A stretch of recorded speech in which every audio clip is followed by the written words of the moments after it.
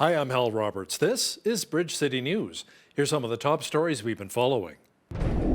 A tragic shooting in Edmonton leaves 2 Edmonton police officers dead.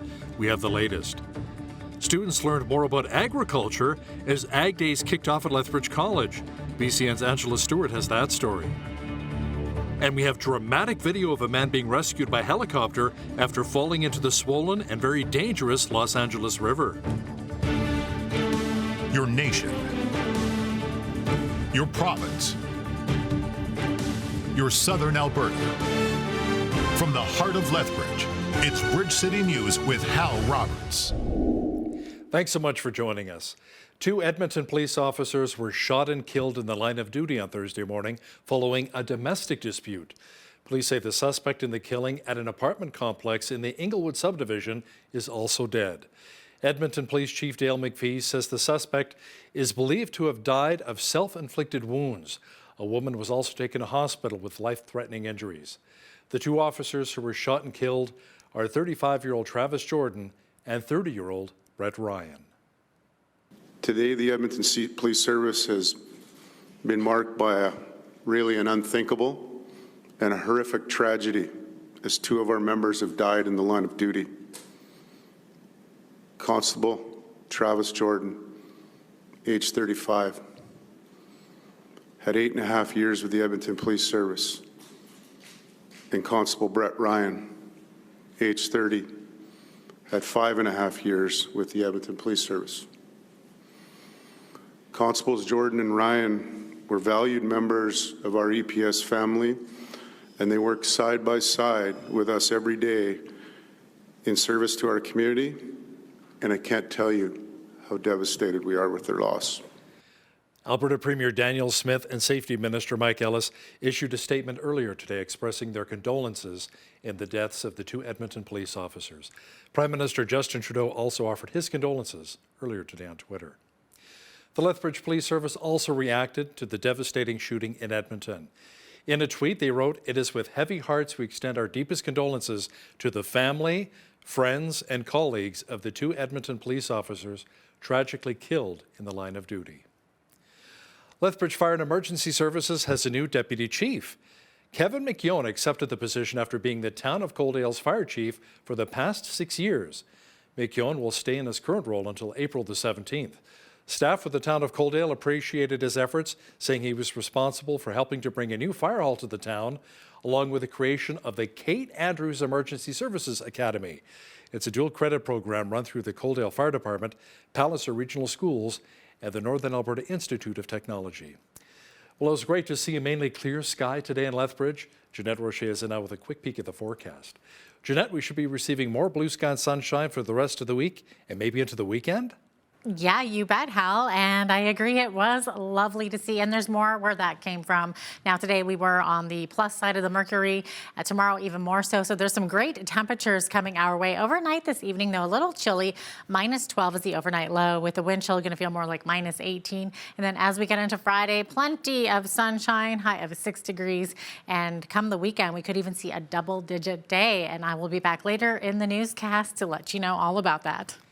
Great. Thanks so much, Jeanette. Folks at the Lethbridge and District Exhibition say they need more than $4.6 million to demolish 3 of the old pavilions at the site of the Agri-Food Hub and Trade Centre.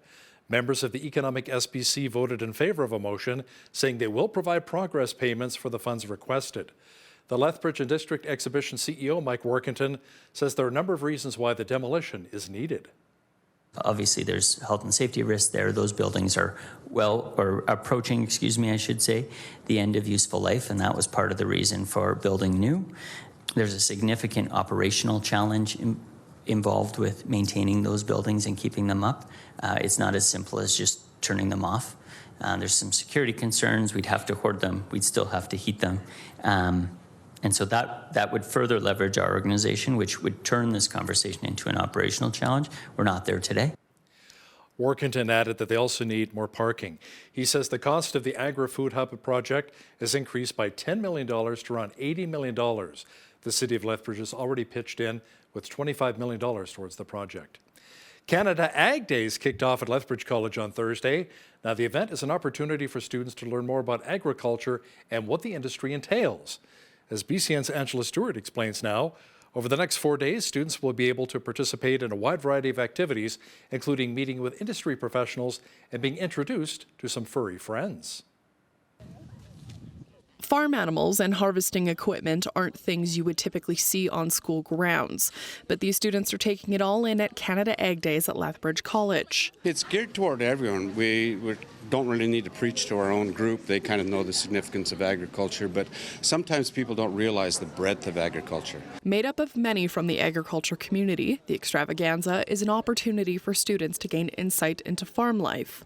Just more of an understanding of the science of agriculture, that it's not narrow focus, that you don't have to be kicking in the dirt to be involved in agriculture. This is the second annual Ag Days at the post-secondary institution, and the president of the Aggie Club, Emma Nodal, says this year's festivities have doubled in size from the year prior, with more displays for students to take in. It's become a really big, important event to the college, and we've extended it to include student for a day activities, a trade show in Centrecourt here, more equipment, and even more animals than last year. And it's more than just a spectacle. Information displays will be set up over the next 4 days for visitors to learn more about summer work or potentially full-time employment post-graduation. I think it's really important. Agriculture is a really booming business. Like they say, if you go into ag, it's a really good chance of getting a job. A lot of us are getting older, and we saw quite a turnover with COVID. There was quite a few people that retired.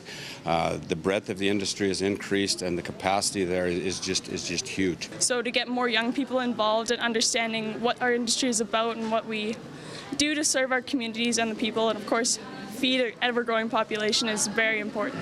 For Bridge City News, I'm Angela Stewart. So cute.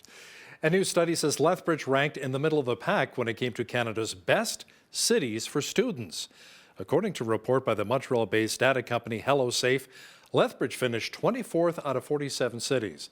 Kingston, Ontario, Montreal, and Vancouver cracked the top 3 spots on the list. One of the staff members from the organization explained the criteria they used to generate the full report.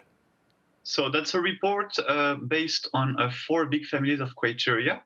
So there is academic excellence, quality of life, quality of student life, and attractiveness. Those 4 categories are divided into 16 sub-criteria, all based upon public sources of data that we put together.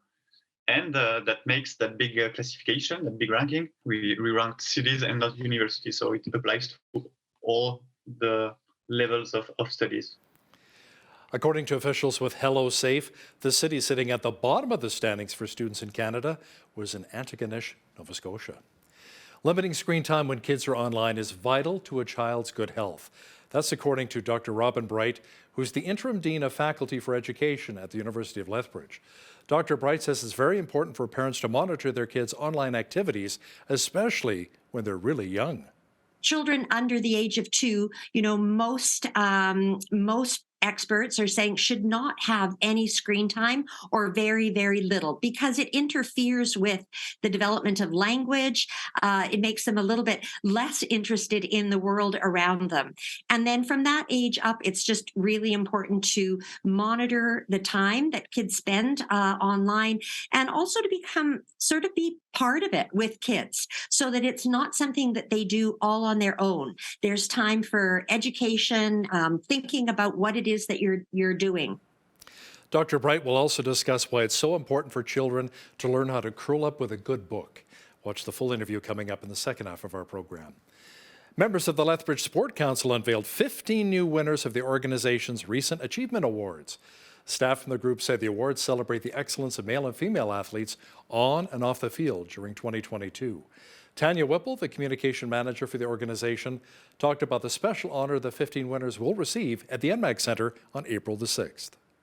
This is the 13th annual Achievement Awards, and so this is one of the highlights of our year. Every year is being able to do this, and it's an awesome opportunity for not only us but also the sport organizations and the rest of the sport community to recognize the awesome things that are happening within that sport community. They had the opportunity at the reception to give a thank you speech, which is a little nerve-wracking for some of them, especially some of the younger athletes, getting up on that stage and everything. But it's a great opportunity for them to get to acknowledge the community that supports them as well.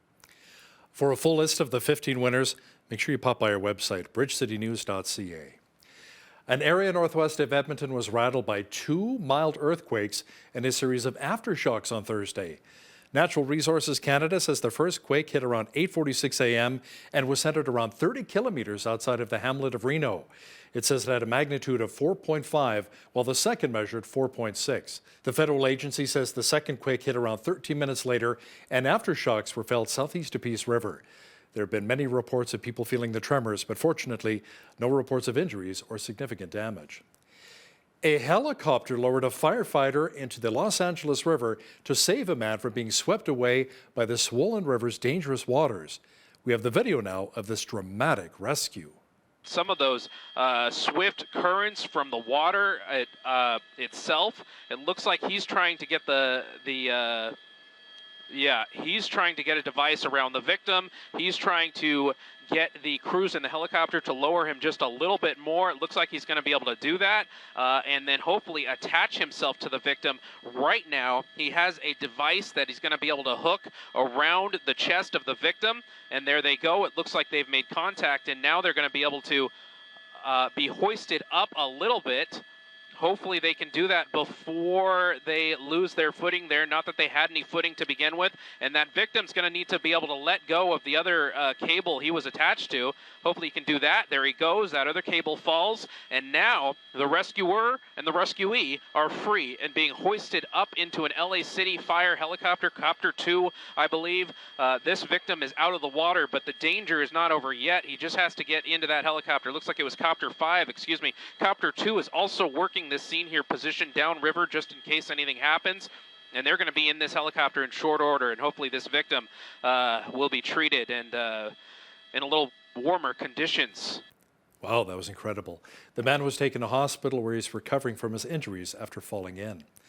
Landowners in South Texas are not happy. They're keeping up the fight against a wind farm project they say will spoil the local environment. Many of the locals are concerned that the turbines would threaten the birds, bats, and monarch butterflies migrating to Mexico, impacting ecotourism, which is a major source of income for many in the region. Our mission is to treasure, protect, and preserve the wilderness that's here. Even though the community could benefit from the substantial tax revenues, including the school district, nobody wants it in this county. I wouldn't wish that wind farms on anybody. I've seen them all over the place, and it's detrimental wherever they put them. We just don't want any windmills at all. We don't care who owns them. We just would rather they be situated in areas which are already degraded instead of in our pristine valley here. A powerful explosion in a coal mine in central Colombia that affected 4 other mines linked by tunnels has killed at least 11 people and left 10 others who are still missing. Sí, todavía. Siguen unos compañeros que incluso ahorita estaba yo hablando con la mujer de uno, que ahí está esperando que lo saquen porque imagínate, ya a la razón que se ha escuchado el hombre debe estar muerto porque llevan como para 12 horas, yo creo que más. The government in Portugal is set to approve a package of measures to address the country's housing crisis. A growing number of people have been priced out of the property market by rising rents, surging house prices, and climbing mortgage rates. O bairro está a deixar de ser bairro porque a maior parte das habitações que existem habitáveis estão para alojamento local. Isto não é uma cidade, é parque de diversões. Cada vez que a pessoa acorda, pensa é desta que eu vou, é desta que eu fico. É muito triste, porque a pessoa, eu com o vencimento que eu tenho, não consigo arranjar uma casa para mim sozinha. It's not just happening here in Canada. You know, there's some in the healthcare industry who say we were lied to in regards to the COVID-19 vaccines. That's according to Dr. Robert Malone, who's a recognized scientist and physician. He's also the inventor of mRNA technology. Dr. Malone says the lies were plentiful from various levels of government. One of the most clear-cut lies is the origin of the virus. That was intentionally obscured, and that's now coming out.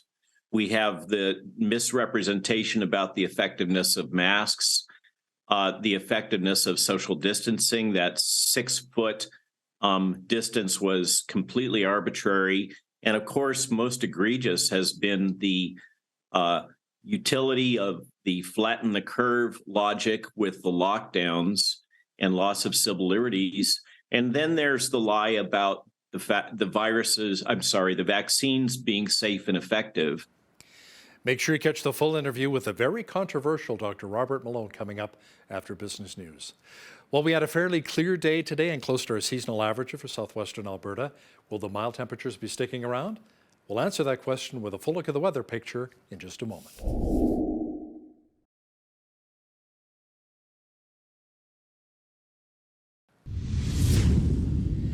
It was so nice to see the blue sky in Lethbridge once again today. Jeanette Rocher is in now with all of the weather details. Jeanette, that sunshine does feel pretty good during the cooler winter months. Oh, it sure does, Hal, and much more of that is expected as well. Look at this forecast. We're seeing clear skies across the board and plus temperatures. Looking at a high of 6 degrees on Friday with mainly sunny skies. Sunshine also on Saturday. And as we jump into the weekend, we also jump into those double digits. High of 10 degrees on Saturday, down to 7 on Sunday, 4 degrees the expected high on Monday, and then down to 2 on Tuesday, and 3 degrees the expected high on Wednesday. So we're definitely staying in this range, sometimes even higher than the average high for this time of year, which is 6 degrees, which I'm loving. -7 is the average low for this time of year. 19 was our low temperature on this day back in 1985. And right there in 1943, we had the chilliest, which was -33. 7:44, that's when the sun rose this morning. Our sun set this evening at 7:36 p.m. That means we are almost at 12 hours of daylight. We're looking at 11 hours and 52 minutes as we get closer to that spring solstice on Monday. Okay, 13, the expected high in Victoria. Mainly sunny skies, sunshine across the coast tomorrow. 11, the high in Vancouver, but as you move further inland, it's going to be 15 degrees. So that's exciting for sure. 4 degrees, the high in Edmonton tomorrow, and 2 degrees, the high in Calgary under clear skies. The wind chill value is still making its mark in the prairies, particularly in Saskatchewan and Manitoba. -9, the high in Saskatoon, -13 in Regina. But in the morning, we're looking at -29 wind chill, risk of frostbite, -10 the high in Winnipeg. Also in the morning, looking at -30 for that wind chill, risk of frostbite as well, periods of snow as well, and blowing snow in the outlying areas up to 60K winds in Winnipeg. Same thing for Toronto, going to be a windy one, 60K winds and 10 to 15 millimeters of rain, so a wet one as well in Toronto, 7 degrees the high there. Ottawa also looking at 10 to 15 millimeters of rain, also 2 to 4 centimeters of snow, so that mixed precipitation, 2 degrees the high there. 2 the high in Montreal. Montreal also looking at snow mixed with rain. Okay, and then as we move further east into the Maritimes, 8 degrees the high in Fredericton under partly cloudy skies. Halifax looking at 5 degrees the high, looking at 30% chance of flurries. Flurries also expected tomorrow in Charlottetown, 2 degrees the high. Also looking at a freezing drizzle advisory for this evening. And as we look at St. John's tomorrow, a high of 1 degree, and also a mix of rain and snow as well. So there you have it. Going to be a really wet one on the East Coast tomorrow. There you go. That is your forecast. Today's weather report is brought to you by Ridge Utilities, providing competitive rates for electricity, natural gas, and internet, while investing back in communities across southern Alberta. The parent company of Sobeys, Safeway, and Freshco says net earnings in its latest quarter were down 38% to $125.7 million. Empire Company says that compares with earnings of just over $203 million a year earlier. The Nova Scotia-based company says a cyber attack on its Sobeys chain in November also resulted in a hit to its adjusted net earnings of just over $39 million, net of initial insurance recoveries. Sales increased to $7.49 billion compared with $7.38 billion in the same quarter last year. It was driven mainly by the expansion of Freshco here in Western Canada. Stats Canada says wholesale sales recovered in January, increasing in 6 of 7 subsectors. The federal agency says sales were up 2.4% from the previous month to $84.2 million. That follows a 0.8% decline in December. It says the biggest gains came in both the machinery, equipment, and supplies sector, also in the food, beverage, and tobacco subsector. Motor vehicle and motor vehicle parts and accessories were the only subsector that saw a decline in January. Crude oil prices plunged below $70 US per barrel, and Canadian energy stocks have been taking a recent beating. West Texas Intermediate plunged by more than 4% to around $68 US per barrel. That's the lowest crude price since December of 2021. Concerns are also spreading about a bank crisis that is impacting the markets. Investors are worried about a potential global economic slowdown in the wake of the recent closures of Silicon Valley Bank and Signature Bank, both in the United States. Shares in Zurich-based Credit Suisse also tanked after the bank reported it had identified material weaknesses in the firm's internal controls on financial reporting. Now, here's a look at today's markets. The TSX was up 160 points on the day to finish at 19,539. The Dow was up 371 points to 32,246. The S&P 500 was up 68 on the day to 3960, and the Nasdaq was up 283 points to 11,717. West Texas Intermediate oil was up 65 cents to 68.26 US per barrel. Natural gas was up 8 cents to $2.52 US. Gold was up $1.23 on the day to $19.81 US an ounce, and silver was down 7 cents to $21.70 US an ounce. Feed wheat is at $11.35 per bushel, barley's at $9.04, canola's at $16.99, and corn is at $10.54 per bushel. Live cattle April contract was up 80 cents to $161.55. Feeder cattle March contract was up $1.30 to $189.50, and lean hogs April contract was down $4.30 to $79.45. The Canadian dollar was up slightly over the past 24 hours to $72.88 US.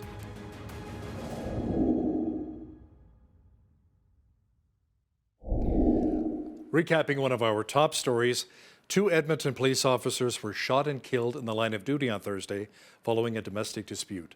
Police say the suspect in the killing at an apartment complex in the Inglewood subdivision is also dead. Edmonton Police Chief Dale McPhee says the suspect is believed to have died of self-inflicted wounds, and a woman was taken to hospital with life-threatening injuries. The 2 officers who were shot and killed are 35-year-old Travis Jordan and 30-year-old Brett Ryan. There's a scientist and physician who says we were lied to when it comes to the COVID-19 vaccines. Here are the thoughts of the very controversial Dr. Robert Malone in just a moment. If you see news happening in your community, be sure to send us an email at info@bridgecitynews.ca. We'd love to hear from you. Here's today's Bridge City News community calendar. Come for an afternoon of fun to the Helen Schuler Nature Center Spring Nature Fest on Friday, March 17th, beginning at 1 p.m. This free event offers a mix of indoor and outdoor activities, including scavenger hunts, building challenges, and much more. There's something for everyone to enjoy and provides a great opportunity to discover all that spring has to offer right here in the heart of Lethbridge. To find out more, visit the Helen Schuler Nature Center's Facebook page. Lethbridge Legal Guidance is a non-profit society offering free legal advice to low-income Southern Albertans. It holds clinics on Tuesdays from 5 to 7 p.m. by appointment only. Some of the areas the society assists in include family, criminal, traffic, immigration, EI, and other issues. To book an appointment, call 403-380-6338. And for more information, visit lethbridgelegalguidance.ca. And that's today's Bridge City News community calendar.